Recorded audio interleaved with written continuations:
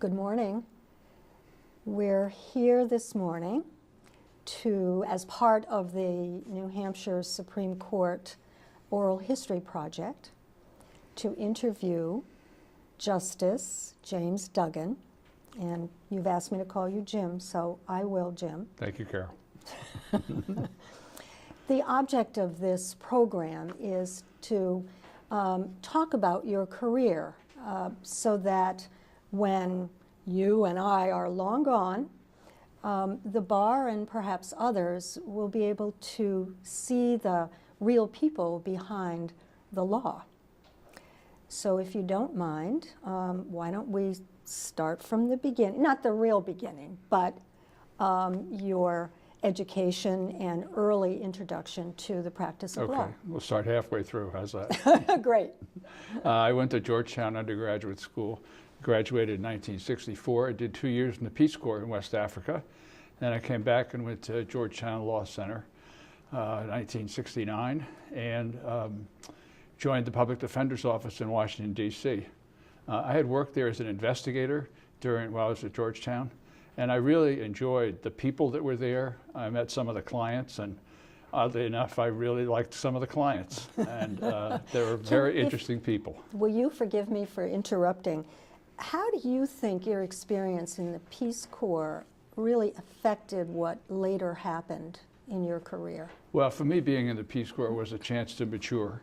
I came into the Peace Corps out of college where I really had no idea what I wanted to do with my life. And I think both socially and intellectually, I was pretty immature. So one thing I did in the Peace Corps was I read a lot of books.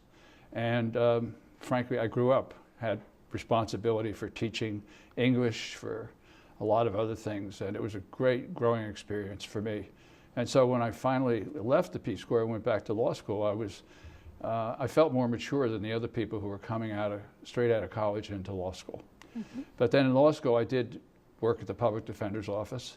We represented a guy named Norman Sally, who's one of the biggest drug dealers in Washington, D.C. And Norman took me to places I hadn't previously seen in Washington, D.C. He got convicted, got a lot of time, actually.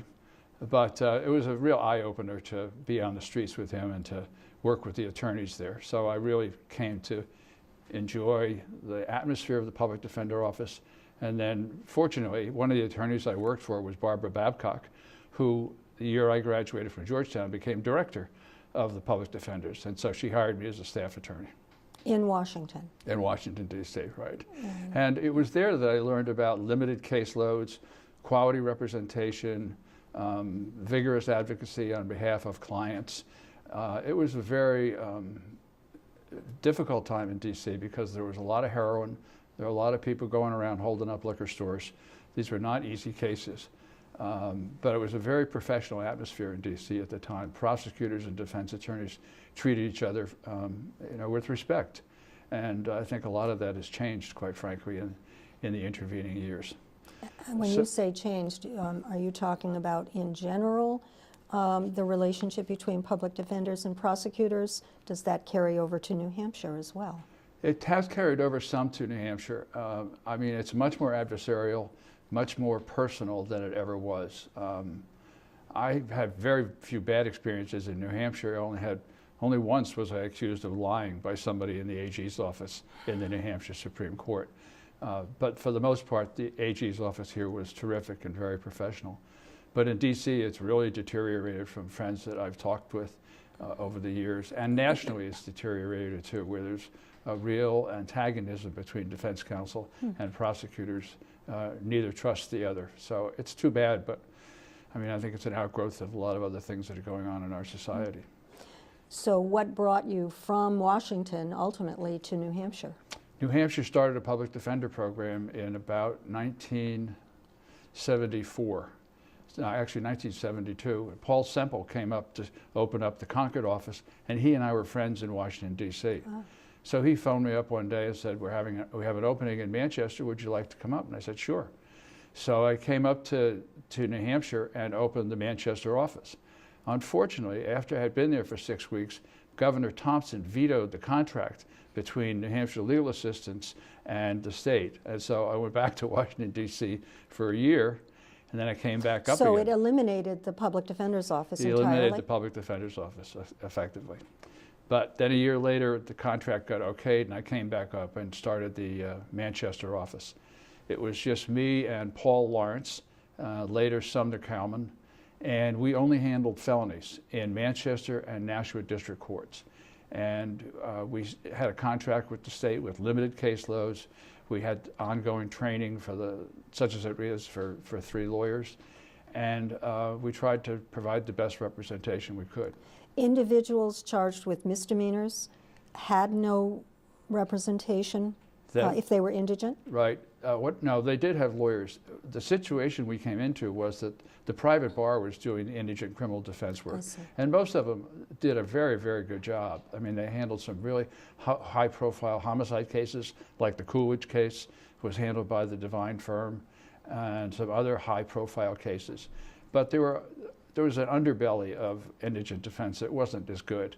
There was one lawyer who was handling a lot of indigent cases, who was later found to have been stealing money from clients, and oddly enough was found not guilty by reason of insanity, and went to the state. This was a private This was a guy who was representing doing right.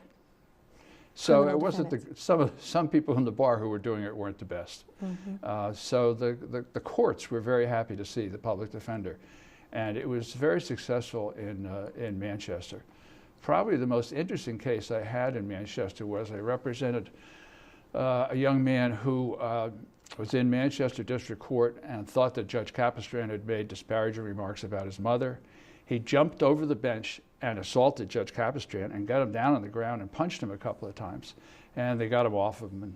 And Judge Capistrano went off the bench, came back later and sentenced him to a year in jail for contempt.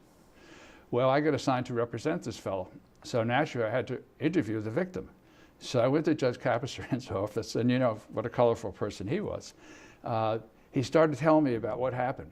And he got behind his desk and he goes, and then I did this, and then he did that, and then he jumped on me. And then he got down on the floor, and he was demonstrating while he was on the floor as to why this guy was grabbing him.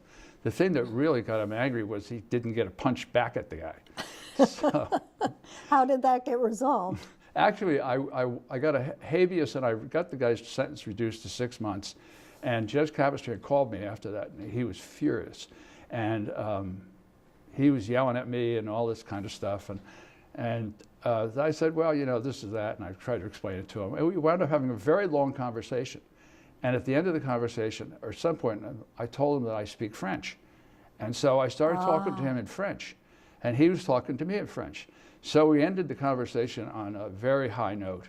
And he invited me to go speak at the Joliet Club, which I did. So Cabby and I became good friends as a result of that case. But for the most part, we handled a lot of assaults, a lot of alcohol-related cases. And the public defender at that time was only in Manchester. And then we tried to expand it through legislation to Rockingham County and Stratford County. And I was, at that point, moving on to the law school. Well, today, the Public Defender's Office is one of the largest law firms in the state. Right. It's And my this is where understanding. it started expanding. And that's when we hired David Garfunkel to be the director, when it expanded to Rockingham and Stratford. And then later on, as the public defender got a good reputation, particularly among the clerks and the judges, every county wanted to have a public defender. So the public defender budget was much bigger than the legal assistance budget, and we were still part of legal assistance. So in 1985, Paul Semple and David Garfunkel and I formed New Hampshire Public Defender, Inc., so to speak. We formed a nonprofit, and we went to the Judicial Council and suggested that we should split off from legal assistance, which we did. And at that point, the public defenders started expanding all over the place. And we hired a lot of very good lawyers, Kathy Green, David Wolowitz, Alan Kronheim, Sisti, Toomey, Bruce Canay, all these people. We had a terrific staff coming in. I understand from speaking with others in other states that New Hampshire's reputation, its public defender office reputation, is really unparalleled. It attracts very talented new lawyers and has a wonderful training program. Was this part of a long-term strategy that you had in the early years? Yes, there's no question about it. We specified in the contract we had with the state that we would only take a limited number of cases, and that we had the authority within the contract to cut off the cases, to refuse cases from the courts, and they would have to be otherwise assigned. And that's the strategy today, that public defender has limited caseload.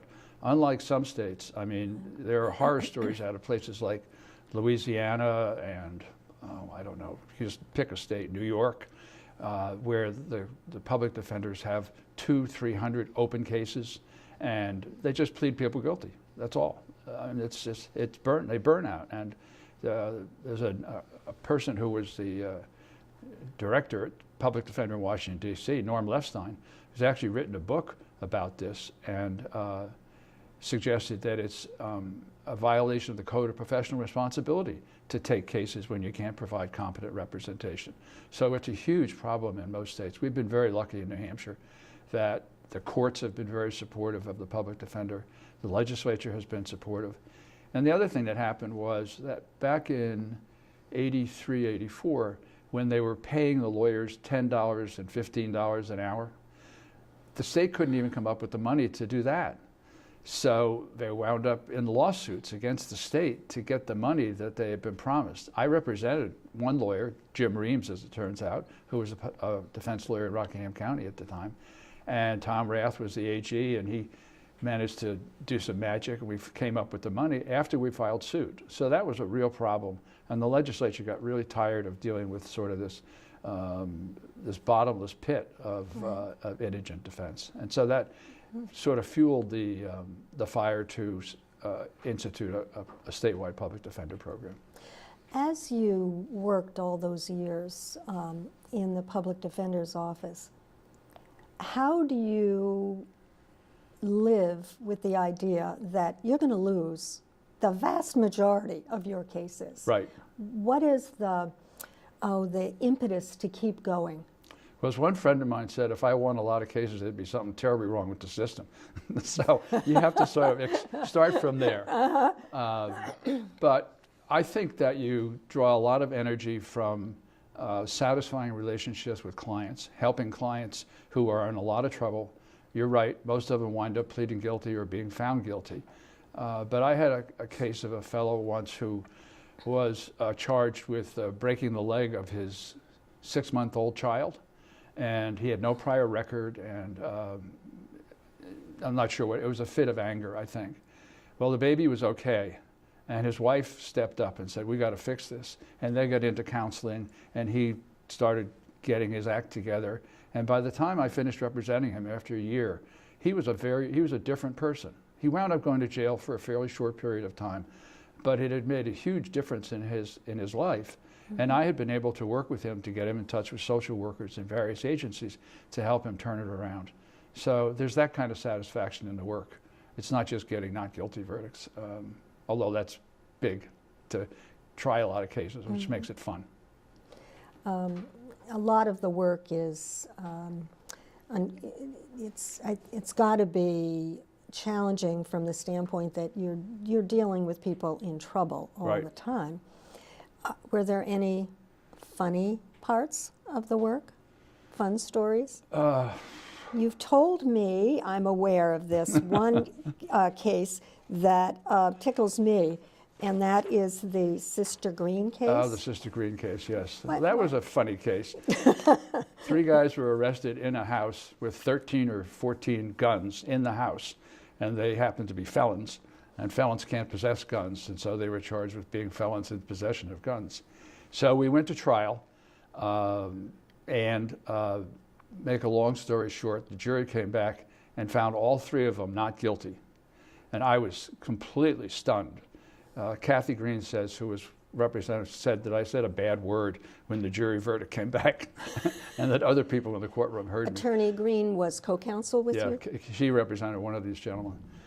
So anyway, months went by, and Kathy talked to one of the jurors. And one of the jurors said that during the trial, Judge Flynn had addressed the lawyers as Brother Duggan and Brother this and Sister Green, which was the protocol at the time. And the jury thought that Kathy was a nun, and they couldn't imagine that she would represent someone who was guilty. So they found everybody not guilty, which is, of course, funny because Kathy's Jewish. Right. But that has changed. The protocol has changed. Right. There's no more brother and sister and any of that stuff. Right. Right. Generally, people are referred to as attorney. Right. So and so. Well, we only had about 20 women in the bar back then, so nobody was sure what to call the women, so they latched on to sister. Talking about the numbers of women doing public defender work today, there's, my guess is half and half, 50% are women, but in those days, as you just pointed out, there were very few. There were very few. Do you think that had any impact on how the cases were tried? That's Women hard. assuming this new role of defending? That's hard to say. I mean, I think that there's a certain attractiveness to criminal defense work for some women. Women, for example, in law school often say they want to do juvenile work. And we did a lot of juvenile work. So I think there's some attraction there, but I'm not sure it made a huge difference in how the cases were handled. You did public defender work for really a lot of years before you came to the law school. Right. And so when did you do that? At the time, UNH Law was the Franklin Pierce Law Center. Right. When did you come to the Law Center? I think it was 88 or 89. I came as a visiting professor, and I was teaching criminal procedure and one other course, legal writing. And then after I'd been there about 3 years, I got information that there was money available for an appellate defender program. And Judge Grimes actually turned me on to it. Jeff Leidinger, who was at the court at the time, helped me write a grant. He wrote the grant application from National Legal Aid and Defender Association, and we got a $100,000 grant to start the appellate defender program. And so we did. And at first it was just me, and then Joanne Green joined me after a couple of years. Before that started, who was doing the appellate work? Was it the trial lawyers Right. who tried the cases? Yes, it was. I had done a handful of appeals before I became appellate defender, and cases that I had lost, I took up on appeal, and that was true generally around the state. So we started the appellate defender program, and we started representing people on appeal, taking all the cases, and trial lawyers were generally happy not to do the appeal. But it was you and law students, so It was it me was and law really students. on your shoulders. It was your law license Right. that this whole program operated on. Right, and the law students were very valuable. Some more valuable than others, quite frankly, but they were very valuable, and they did a lot of research, read the record, acted as a check on me to help me figure out what the issues were, and it was terrific. They gave, one of the things about teaching at the law school is there's so much energy in the law students, and it just rubs off on you, and that's one of the things I always liked about teaching here.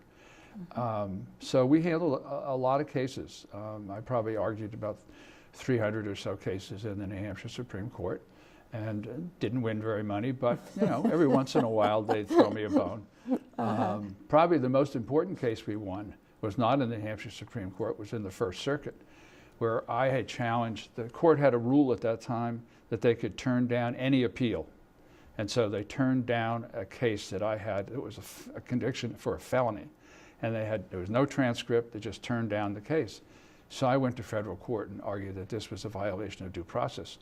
And I got down to the First Circuit, and I had just an amazing panel of judges. Judge Bounds was there in the middle, and he came out and he said, I'll never forget this, he came out and he said, I'm Hugh Bounds, and to my left is Edward Janeau, retired district court judge from the District of Maine, who was a very respected judge.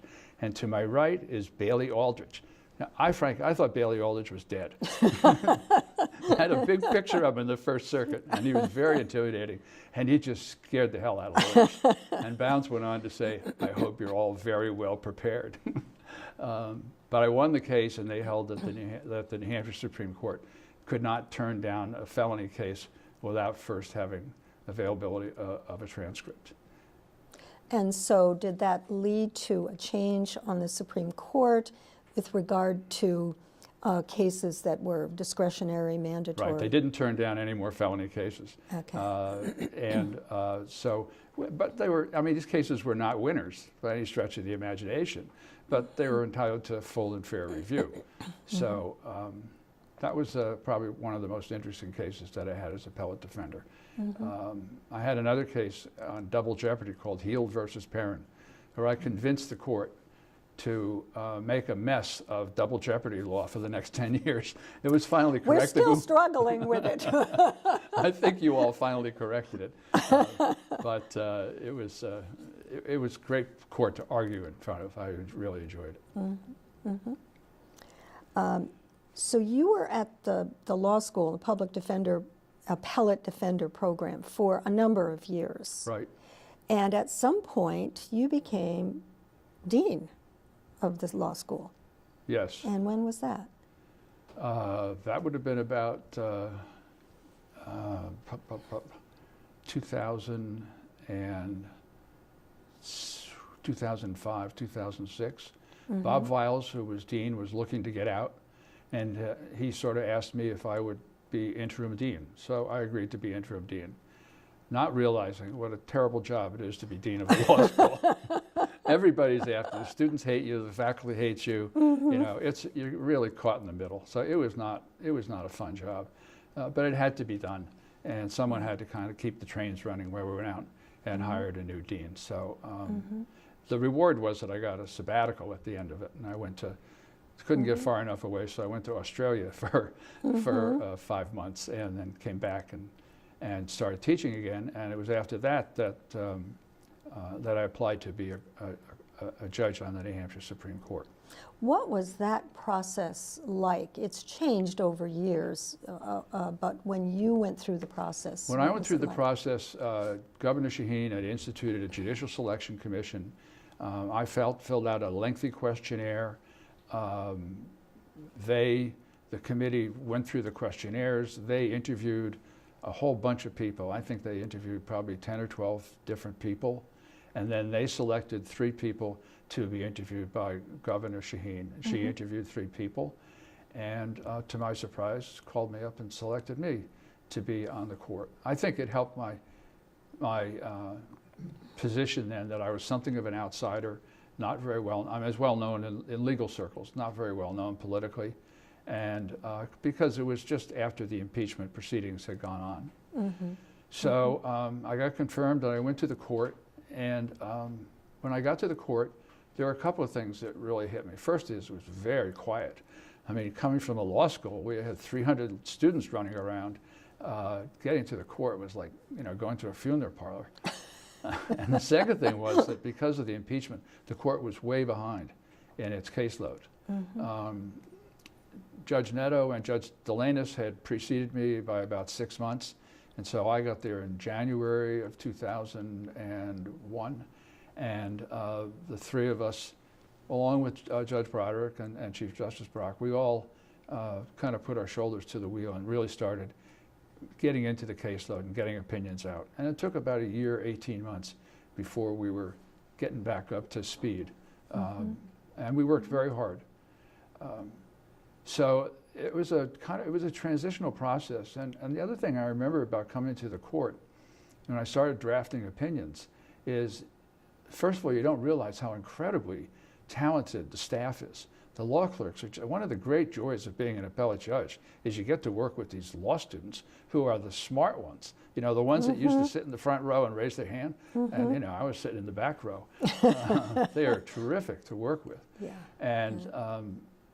And the staff is as well. And so when you draft something, you know, you can't have any pride of authorship. You have to be aware that things are going to change and your writing is going to be criticized. You have to keep an open mind. And that takes some getting used to. I wasn't used to people just rewriting my paragraphs and redoing my work. So now you came, obviously, to the court not having been a trial judge. And our history is that the majority of judges on the Supreme Court have served on the trial bench, usually the Right. Superior Court. Did you find that that was a problem for you, or did it give you a different perspective than The you might latter. otherwise have Yeah, had? the latter. Just to be a little unfair to my colleagues who were trial judges, it takes a while for a trial judge to get over being a trial judge and get into the appellate rhythm, because you're not just deciding that case, you're deciding all the cases after that. And what the other advantage I had was I had taught federal courts for about 5 or 6 years. And that course really gives you a perspective on the role of state courts and federal courts in our judicial system. So I had had an opportunity to think about the development of principle and how courts develop law and not just decide cases. And so I had gotten, I wasn't super ready, but I did have a different perspective than most of my other colleagues that came to the court. I didn't have the perspective of having tried a lot of cases, but I did have a perspective, sort of a longer view of what was going on in the law. And I used to tell my clerks, I said, one thing we need to do is we need to find cases where we need to clarify the law. And they would go back and do research and find, a bunch of old cases that said 4 or 5 different things about a certain principle. And I said, we need to clarify that. We need to write an opinion that says, here's the matrix for deciding these cases in the future. That's what's going to be helpful to the trial judges and to litigants generally in writing appellate opinions. And that's what I really enjoyed about it. Now, the description you just gave us might be regarded as judicial activism, because, as I understand it, you felt and continue to feel that we certainly have to look at precedent, but there is a role for the court in moving the law forward. How do you get there? How do you use precedent as the jumping off point? Well, I think there are a couple of different ways. One is, for example, it depends on what area of law you're in. I feel a lot more, as an appellate judge, I feel a lot more latitude when I'm dealing with individual rights, because we are the last stop. Aside from constitutional amendments or some legislation, some imaginative legislation, we are the last stop when it comes, particularly to First Amendment rights. And so I wrote a lot of opinions that were very protective of the First Amendment. On the other hand, when it comes to things like legislative role, my view is that you really have to defer to the legislature. And they wrote the statute, and they did it, and we have to figure out what they tried to say and what they meant. So there's a very limited role for us, I think, in interpreting legislation, and we have to defer to the legislature. But then you get to cases like, educational funding, hugely controversial. And I always felt that I had this precedent that I had to follow, and I did follow. I always felt that the education funding cases were a little bit, not unrealistic, but lacking in facts. I wrote a concurring opinion in one case where I said, we really need to know, aside from the finances, which school districts are getting a good education and which ones are getting a bad education. Can we look at dropout rates? Can we look at college acceptance? What kind of factors do we look at to see whether everybody's getting a fair shake in terms of education? And the court never focused on that, and I don't know if the court ever will focus on that. But I think that in terms of precedent, my view has been that we have to follow precedent. We don't make up the law. We have to follow the cases that precede us, and I am very reluctant to overrule cases. I wrote an opinion in one case where had to do with a administrative hearing for a motor vehicle violation, and the issue was whether or not illegal evidence could be used there. And we had a case right on point that said, yes, it can be. I didn't agree with that case, but I wrote an opinion and say, look, I'm bound by that case, and it's a rational case, and so I'm going to follow it, even if I think it's wrong. There are people who disagree with me on that, who say if it's wrong, we should overrule it. I think that that's not the way we should work as an appellate court. Mm-hmm. What is the dynamic among the 5 judges on the Supreme Court? It's amazing. it's really, what really has really struck me is how fluid the process is. We did not discuss cases before oral argument. We read the briefs. We go in and think the case is going to go one way. We go to a conference and everybody goes the other way. And then you try and write an opinion and it goes a third way. And it goes back and forth. And it just, I mean, to this day, it amazes me how flexible the judges are. Everybody, not even the ones you think of being very conservative, how flexible everybody is to look at the facts again, to look at the law again, and to figure out what to do. And so that's one aspect of it. The other aspect of it is I always likened it to being on an island. You're there with these 4 other people, okay, and you better get along. I was on an island once. I lived on Saipan when I worked for Micronesian Legal Services. And one of the things about the language there, Chamorro, there's no word for no.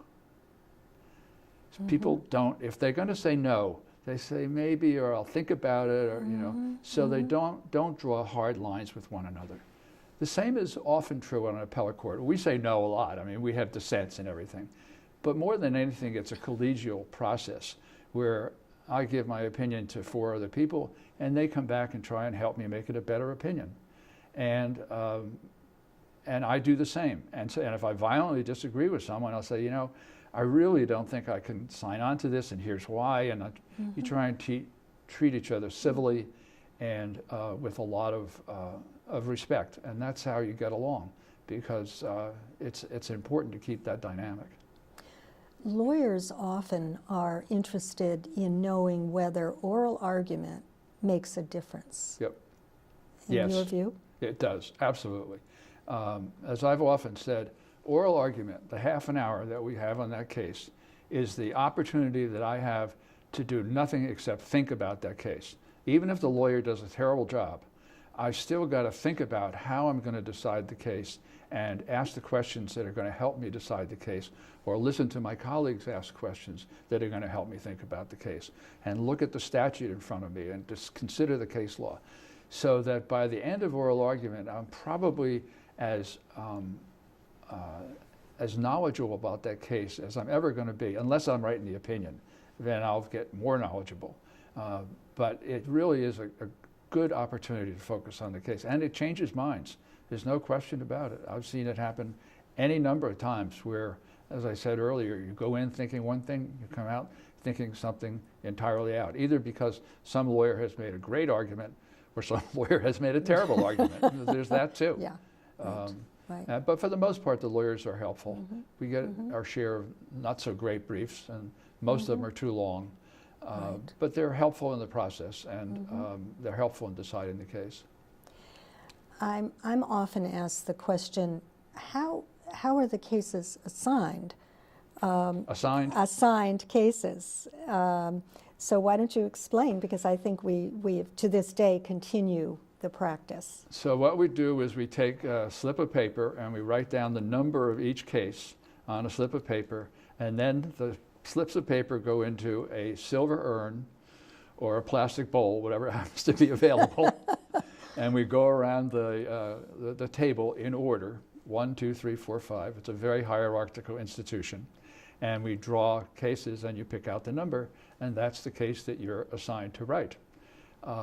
Is there any negotiating over swapping cases? It happens when somebody dissents and it's gotten a majority opinion, then you have to switch. But there are only a couple of cases I had over the years where we said, you know, so-and-so ought to write this case or something like that. But very, very, I mean, 1 out of 100 cases like that. Is that a good practice? I've heard people say, well, if you come to the bench with a lot of experience in a particular area, in your case, criminal law, you ought to have the majority of the criminal cases. If someone comes with experience in municipal law, they ought to take those cases. Do you think it makes sense to do a random assignment of cases and have judges who come from different backgrounds authoring the cases? Absolutely. It makes a huge difference. First of all, you don't want to have one judge take ownership of any area of law. I mean, people used to come to me to ask about criminal cases, and that's fine. But I shouldn't be writing all the criminal cases. First of all, I mean, the prosecutors would think I'll probably reverse every case, which I didn't do.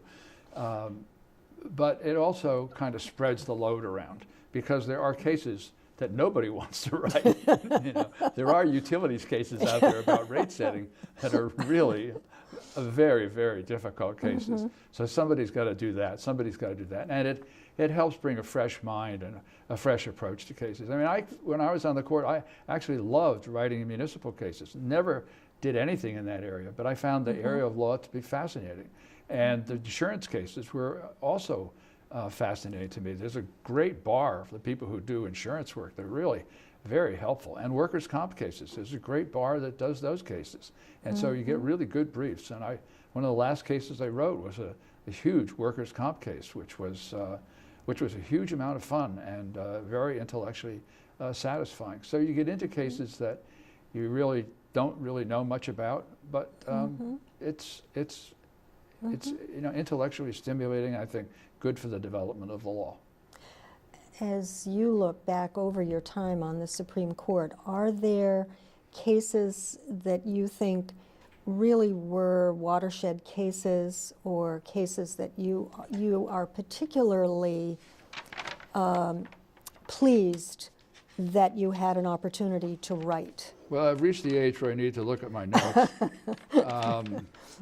There were a couple of cases that I wrote that I thought were good. One was I wrote a case on libel. We didn't have much case law on libel. It turned out that in this case the plaintiff was self-represented, pro se.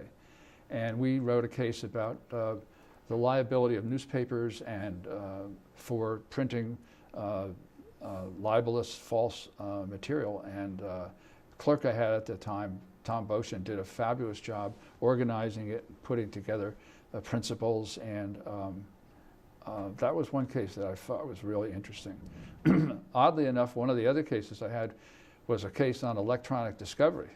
This from someone who can barely turn on the computer. But it had to do with New Hampshire ball bearing and discovery of pretrial discovery of information, emails, and that kind of stuff, the obligation to preserve it. And there are a handful of cases in the country. I mean, this stuff doesn't get litigated. A handful of cases in the country that had to do it. So we decided one of those cases. Then another case I wrote was the Baker Valley case, which had to do with expert witnesses and what the standard was for admission of expert witness testimony. And it was an opportunity to explain how you're not just looking at the reliability of the testimony itself, but you have to look at it in a much broader context in order to determine its admissibility. And then in the criminal area, one of the first cases I wrote was a dissent in State versus Seavey, where this woman had plowed into a telephone pole and her head had hit the windshield, and she went off to her apartment. The police showed up, and the police went to her apartment. And the majority said there were no exigent circumstances to justify a warrantless entry into her apartment. Well, I disagreed, and I said not only were there exigent circumstances, but there is a rule, which we had not previously discussed very much, about community caretaking, that the police have a function to make sure, that people are healthy and that they're okay, and that under both those rationales, I would have reversed maybe I guess I would have affirmed the trial judge, but the community caretaking thing took off after that, and there were a whole line of cases that had to do with community caretaking. I don't think I made much headway on the exigent circumstances. Is what it is. You mentioned electronic discovery. To what extent do you think that our jurisprudence is changing, bound to change as a result of the internet? When you were teaching at the law school, we hadn't even heard about the internet then. Well, one of the most profound changes from an appellate point of view is the ease with which you can access other information. I mean, as I said, I'm not very good at it, but the people that I work with, the law clerks in particular, they can just go off and find, a dozen cases on this, a dozen cases on that, and put it together in unbelievably quickly. So it really makes the job of writing appellate opinions a lot easier. You have a lot more confidence that you've covered the waterfront in terms of the case law that's out there. I got to be better at typing my own opinions and making changes to drafts that way, and to doing electronic research. And so it's from that point of view had a huge impact on appellate courts. Aside from being able to quickly access cases, does the internet present difficulties with regard to accuracy of information? You know, lately we've heard a lot about false news, Yeah. that sort of thing. Our librarian is concerned sometimes that there are websites that are there one day and gone the next day. Do you have any thoughts about how we as the court have to deal with that fact of life? Certainly have to be extraordinarily careful in terms of the information that you use outside of appellate opinions. I found it to be very helpful in doing cases. For example, I had one complicated insurance case, and I found 2 or 3 law review articles that were great background reading that brought me up to speed on how to think about the issues in the case. But I would be reluctant to even use some law review articles because, you know, you don't really know. You have to be very careful. I think using outside sources is something that is pretty controversial. There's actually a U.S. Supreme Court case that has to deal with this, where they studied the jury system and whether a 6-person jury is a reliable, whether you have 6 people and a 5-to-1 verdict, is that a reliable verdict? Mm-hmm. And there are studies on it. And the majority opinion in the Supreme Court said, well, there are studies, and they looked at studies. And the dissent said, we don't look at studies, you know, we decide cases. Mm-hmm. So I think you have to be very, very careful in what you look at outside of appellate opinions. I'm very, frankly, very conservative when it comes to what you look at and how you treat the sources of information that you use. Mm-hmm. Mm-hmm. Just switching gears a little bit, during your time on the court engaged in or implemented some innovations, and 2 that come to my mind are changing the appellate process from totally discretionary certiorari to accepting on a mandatory basis approximately 70% of the cases. What is your view about that change? I was always critical of the court's system of declining appeals. In fact, at one point when I was appellate defender, Bruce Felmley, who was doing a lot of civil work, and I was doing criminal work, we met with the court and we told them, this notice of appeal form is terrible. It's just unworkable, and it just you can't use it to convince the court to take a case. And we invited them to change it. Well, they didn't. So I litigated it. But what happened was we got to a point where we had all these cases where he either turned them down or not turned them down. And so we decided to examine other jurisdictions and what they did. I went over to Vermont with Carol Belmain, who was the deputy clerk at the time, and we sat down with the staff over there and said, how do you have a comparable caseload, how do you handle it? And they showed us that they wrote a memo on every case, and that they decided a lot of cases by these memos, and then they decided other cases by opinions, and they had a filtering process for doing that. And but that meant that every case was viewed by every member of the court, had some sort of review. Right, and some sort of review, and you had a full record. Excuse me, the problem with the New Hampshire system was they were doing it based only on the notice of appeal and whatever documents were attached to that. But sometimes you get 2 inches worth of documents. I mean, how do you go through that, really? Mm-hmm. So we talked about it, and it was odd, but I was in favor of changing the system, and eventually we convinced the chief, Dave Brocco at the time, and he was not defensive about it. And so we changed the system quite radically.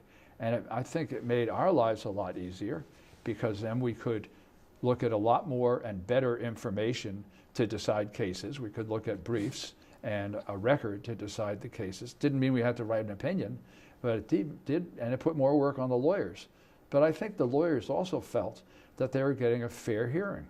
I mean, all the studies show that litigants are more interested in getting a fair hearing than they are in winning. And they want a fair and fast hearing and a fast result. And so we implemented that, and I think it was a terrific change for the court. The other thing that we did was we started Court on the Road. The same day that I joined the court, Laura Kiernan, who was our first public information officer, joined the court, and she organized these events where we went out to high schools and heard actual cases. We heard the oral argument in actual cases, and then we fielded questions from the students, and it was a huge amount of fun. I got to go to Sauhegan High School, where my son was a junior at the time, and there was a little delay there because we were waiting to go out, and one of the kids decided it'd be a good idea to pull a fire alarm, so we all had to evacuate the building, and everybody knew who it was. But they were huge amount of fun. The students asked great questions, and I think it was a real good educational experience for them, and it was good for us to get out of the building and to have some transparency about the process, which is, as I've described it, is not a secret. I mean, I went to CLEs, and I described how we decided cases, how they got assigned, how we worked on opinions, how we worked with the judges, how we worked with the law clerks, how we voted, you know, the whole process. And I'll never forget, I went to one of those, and Marty Gross came up to me at the end of it, and he said, "I've been waiting 30 years to hear how you guys decide cases." And so there's nothing to hide about the appellate process. And I think so. The way on the court on the road worked is that 2 cases are selected that might be of interest to high schoolers, and the court sits on the stage, and attorneys, actually the attorneys involved in the case, make their arguments, and then the court takes the matter under advisement. After that, then the court accepts questions from the students, not about the cases that were just heard. And so they ask all kinds of questions, don't they? Right, they ask all kinds of questions. I remember one, before you were on the court, one of the students said to Linda Delanus, "How does it feel to be the only woman on the court?" And Gary Hicks said, "It feels great." So they ask really good questions and very thoughtful questions. They're very interested in what our personal lives are like, and whether we're real people. I used to enjoy, one of the things I really enjoyed was we used to have the 4th graders, 5th graders come to the court. And I used to go out, as you did, and talk to them for about 10 or 15 minutes, answer their questions, and let them think about what we do. And that's when I had actually the best question that's ever been asked of me. This little girl sitting in the front row looks at me and she says, "Do you ever have any cases where you make a wrong decision?" I said, "Yeah." "You're going to be a lawyer." So that was a really good question, and I actually remembered it and thought about it. And we figure out if we've made a wrong decision when we try and write the next case. We go back and look at a prior case and we say, "Ooh, did we really say that?" Now we're stuck with that, and now we have to figure. I had an experience where I had a case I was working on, and I had a law student who was working with me, came to me and said, "We're going to decide this case this way, but we got this prior case that, with that one." I said, "Why do we say that?" And he said, "I don't know, you said it." So we had to figure out. So there is a tension then between the commitment to stare decisis and applying precedent to looking back and saying, maybe we didn't say things the way we really meant them in cases. And obviously we didn't anticipate that this next case would have this wrinkle in it, and then we would be stuck with what we said in the prior case.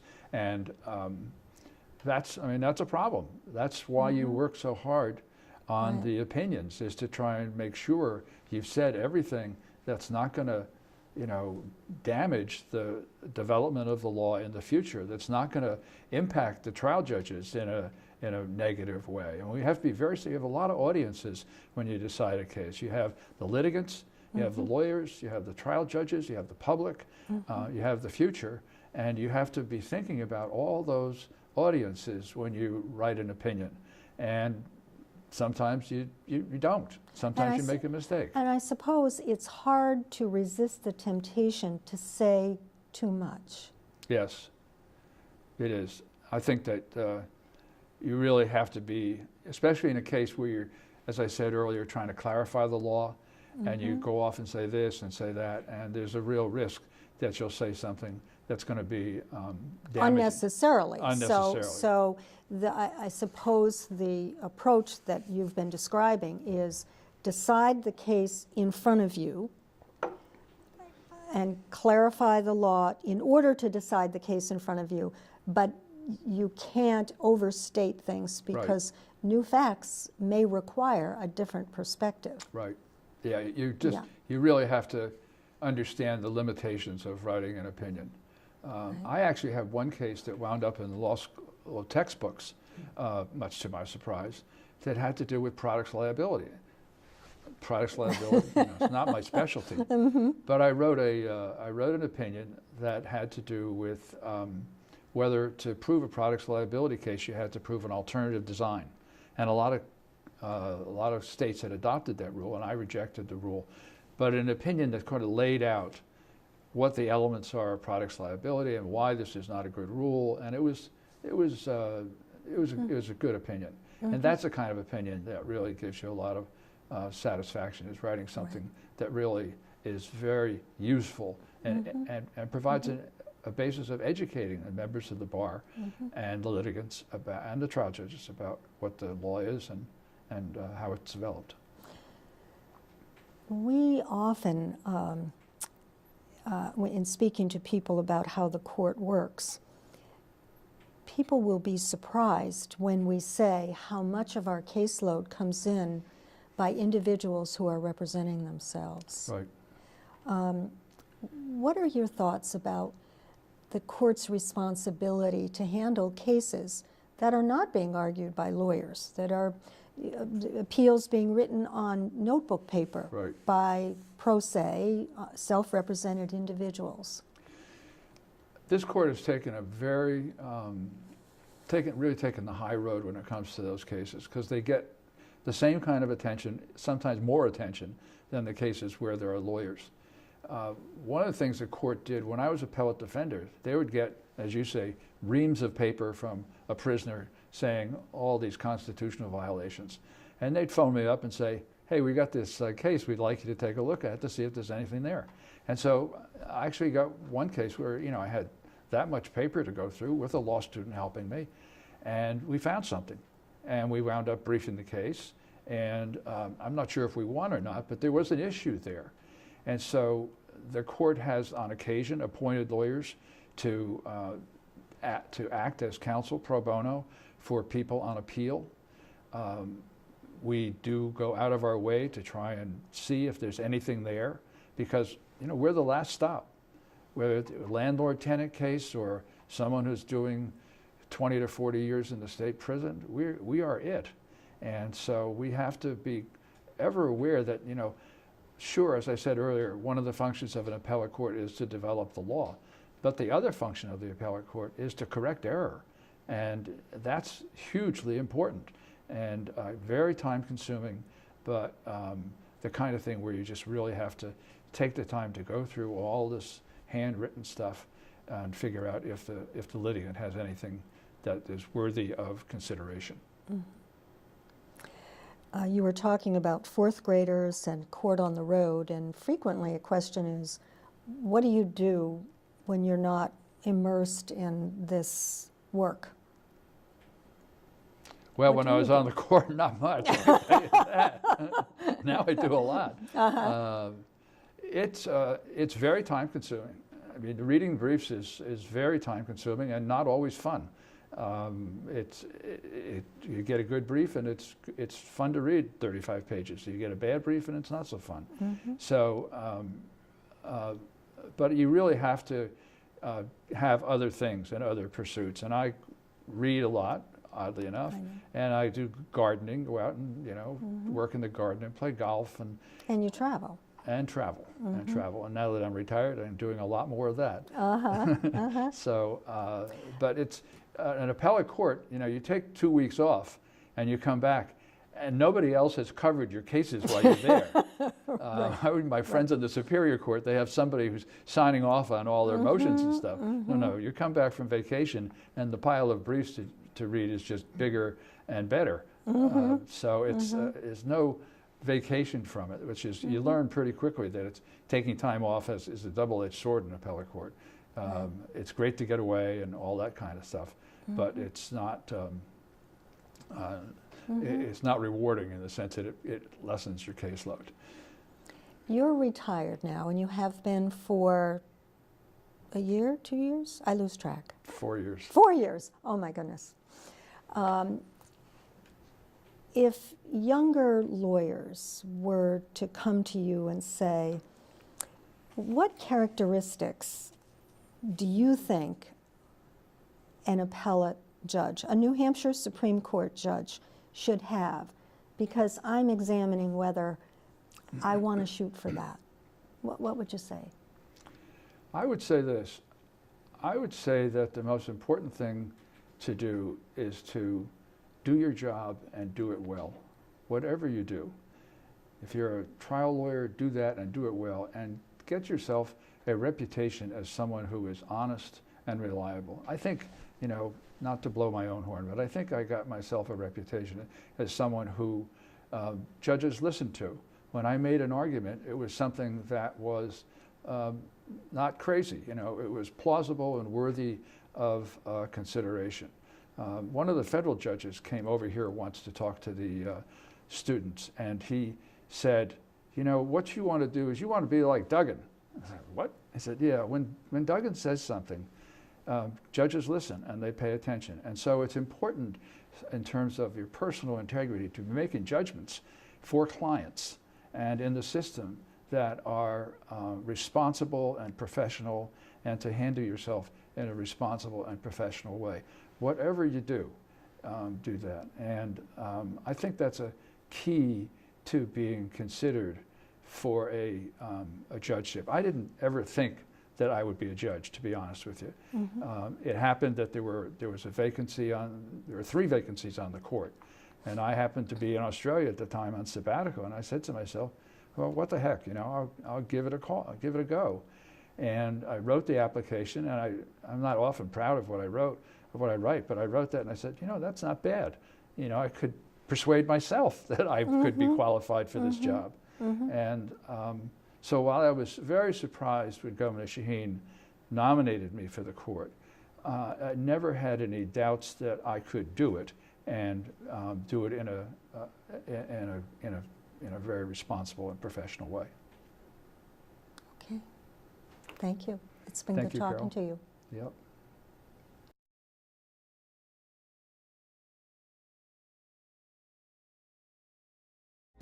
This special New Hampshire Public Television presentation is made possible by viewers like you. Thank you for your support.